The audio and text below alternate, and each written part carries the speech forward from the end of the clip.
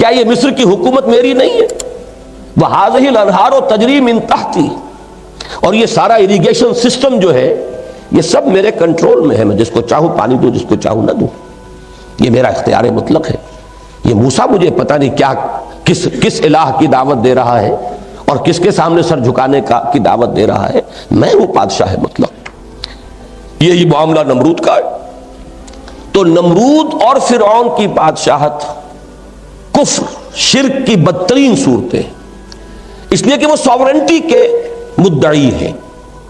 یہی تسلسل چلا ہے ملوکیت میں، ڈیوائن رائٹس آف کنگز، یہ تو بڑی ریسنٹ بات ہے کہ چلی آ رہی تھی، اسی کے اثرات جو ہے موجود رہے ہیں۔ ڈیوائن رائٹس آف کنگز، بادشاہوں کے تو خدائی اختیارات ہیں، خدائی حقوق ہیں۔ یہ ہے بدترین شرک اور بدترین کفر۔ لیکن داؤد، یا داؤد انا جعلناک خلیفۃ فی الارض، یہاں اب داؤد اپنی ذاتی حیثیت میں خلیفہ ہے۔ اے داؤد، ہم نے تمہیں زمین میں خلیفہ بنایا، اس لیے کہ داؤد خود اللہ کے احکام کے مطیع فرمان اور اللہ ہی کے احکام کو نافذ کرنے والے۔ تو چاہے انہیں کہا جائے، ویسے قرآن مجید میں بھی لفظ ملوک آیا ہے۔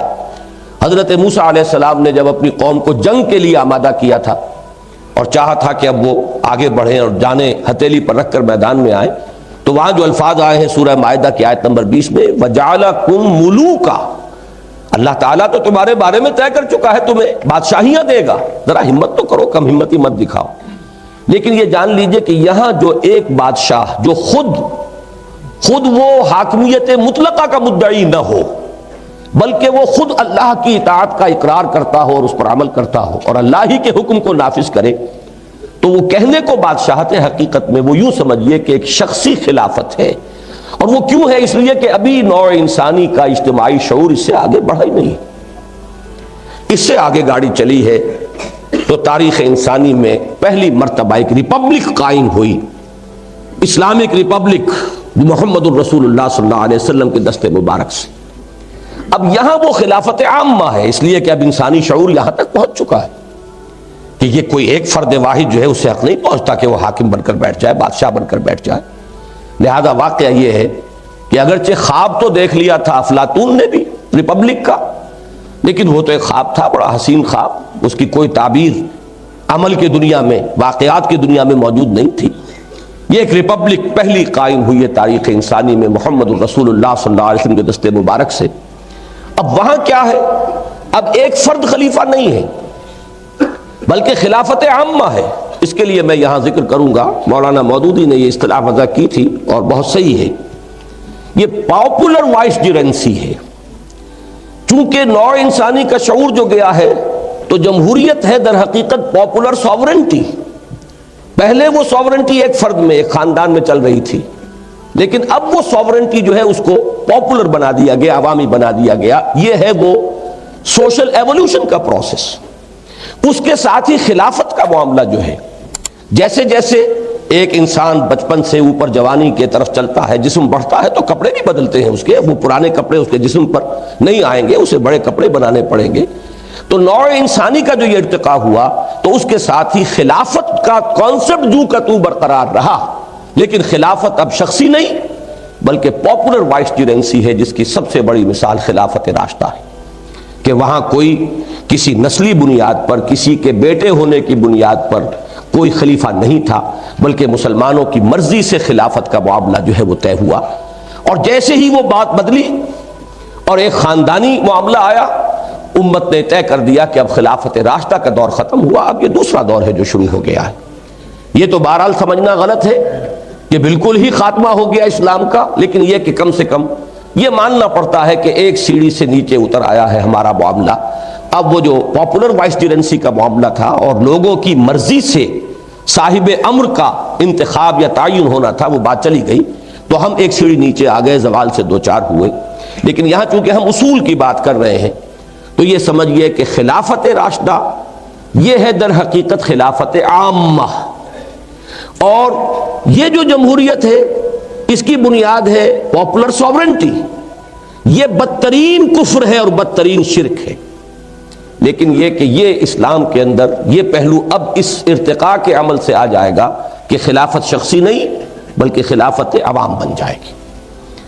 اس کو بلکہ علامہ اقبال کے ایک شعر کے حوالے سے میں واضح کروں، ابلیس کی مجلس شورا میں غالباً کسی مشیر نے یہ کہا ہے، ابلیس کے مشیر نے، ہم نے خود شاہی کو پہنایا ہے جمہوری لباس، جب ذرا آدم ہوا ہے خود شناس و خود نگر۔ اب یہ انسان چونکہ اس کے اندر احساس ہو رہا ہے اپنے حقوق کا، اپنے مقام کا، خود شناس ہے، اپنے آپ کو پہچان رہا ہے، خود نگر ہے، اپنے حقوق کی حفاظت کرنا اس کا احساس اس میں پیدا ہو گیا ہے، تو ہم نے یہ کیا ہے، میں اس کو یوں کہا کرتا ہوں کہ ٹنوں گندگی جو ایک انسان کے سر پر رکھی ہوئی تھی، ایک انسانی حاکمیت کا مدعی فرعون بنا بیٹھا ہے، ہم نے اس گندگی کو تقسیم کر دیا ہے، ہم نے خود شاہی کو پہنایا ہے جمہوری لباس۔ اب یہ تولا تولا تمام انسانوں میں تقسیم کر دی، گندگی وہی ہے، یعنی انسانی حاکمیت کا نظریہ، یہی شرک ہے، یہی کفر ہے۔ اصل کیا ہے؟ ڈیوائن سوورنٹی، اور انسان کے لیے خلافت، اور خلافت اسلام میں خلافت راشدہ میں آنے کے بعد، خلافت اسلام ہی میں، جبکہ ابھی نوع انسانی عہد طفولیت میں تھی، وہ بادشاہت کی شکل میں خلافت تھی، یعنی حضرت داؤد اور حضرت سلیمان علیہ السلام کی۔ لیکن جب نوع انسانی نے اپنے اس سیاسی ارتقاء کے شعور کے عمل کو یہاں تک پہنچا لیا ہے، تو جب دین کی تکمیل ہوئی ہے، الیوم اکملت لکم دینکم واتممت علیکم نعمتی ورضیت لکم الاسلام دینا، تو وہ تکمیل ہوئی ہے اس شکل میں کہ اب یہ پاپولر وائسجرنسی ہے، یہ عوامی خلافت ہے، کسی شخص واحد کی نہیں۔ چوتھا اصول، جو مختلف اصطلاحات ہمارے ہاں پولیٹیکل سائنس میں عام ہیں اور لوگوں کی زبان پر بھی ہیں، ان میں مختلف، ڈیموکریسی ہر شخص آج واقف ہے، اس لیے کہ اس کی بنیاد ہے پاپولر سوورنٹی پر، مونارکی بادشاہت، ایک فرد کے پاس حاکمانہ اختیارات۔ ایک تیسری اصطلاح ہے کہ جس کی بڑی شدت سے نفی کی قائد اعظم نے بھی، اور جس کی شدت کے ساتھ نفی اور بھی مسلمان مفکرین نے کی ہے۔ اس کی وجہ یہ ہے کہ ایک تصور ہانٹ کرتا ہے انسانی ذہن کو کہ جب بھی سیاست اور ریاست کے معاملے میں مذہب کا ذکر آئے گا تو شاید کوئی پاپائیت کا نظام قائم ہو جائے گا، تھیوکریسی، جس سے کہ فطرت انسانی ابا کرتی ہے، انسان کا اجتماعی ضمیر اور اجتماعی ذہن اسے قبول کرنے کے لیے تیار نہیں ہے۔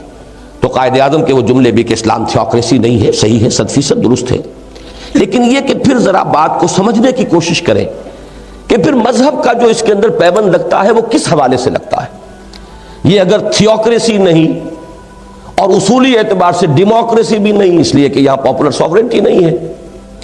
تھیوکریسی کیا ہے کہ ایک مذہبی طبقہ اختیارات کا مالک بن جائے۔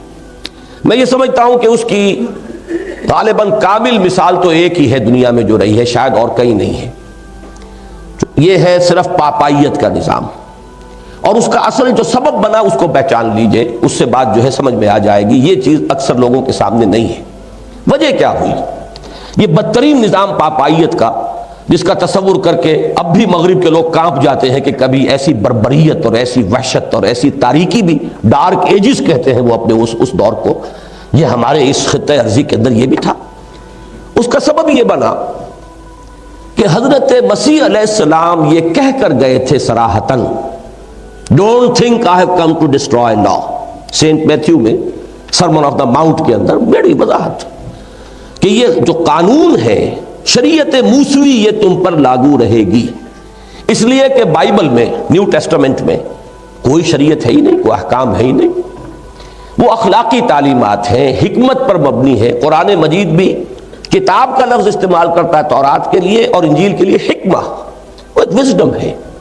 اس لیے کہ یہودیوں نے قانونیت پر اتنا زور دے دیا تھا کہ جو اصل جو اس کی حکمت تھی وہ ان کے نگاہوں سے اوجھل، باطنی جو روح تھی شریعت کی وہ ان کے ہاں سے بالکل غائب ہو گئی تھی۔ لہٰذا حضرت مسیح علیہ السلام نے سارا زور اخلاق پر دیا ہے، باطنی بصیرت و حکمت پر دیا ہے، اور وہ بات صاف کہہ دی کہ جہاں تک قانون کا تعلق ہے وہی شریعت موسوی تم پر لاگو رہے گی۔ لیکن سینٹ پال نے بیک جنبش قلم شریعت کو ساقط کر دیا، قانون نہیں رہا۔ اب یہ موجودہ کرسچینٹی عجیب ہے کہ اس کے پاس کوئی قانون نہیں، کوئی شریعت نہیں، اس میں کوئی شے حرام نہیں، کوئی چیز واجب نہیں، کوئی فرض نہیں۔ وہ جو میں نے کیٹیگریز گنوائی تھی، فرض سے لے کر حرام تک، یہ 8 کیٹیگریز، وہاں سرے سے کوئی ہے ہی نہیں۔ یہ خلا جو پیدا ہوا وہ کون پر کرتا اسے؟ اس کو پر کیا پھر مذہبی طبقے نے. پوپ کے ہاتھ میں اختیار آ گیا، وہ جس چیز کو بائی ڈیکری، جیسے کہ مارشل لا ایڈمنسٹریٹر جو چاہے آرڈیننس نافذ کر دے، اس کو تو کسی نہ پارلیمنٹ کے سامنے وہ جواب دہ ہے، نہ کسی عدالت عالیہ کے سامنے جواب دہ ہے. ایسا ہی اختیار مطلق پوپ کے ہاتھ میں آ گیا کہ وہ جس چیز کو کہہ دے کہ یہ حلال ہے وہ حلال ہے، جس کو چیز کو کہہ دے حرام ہے یہ حرام.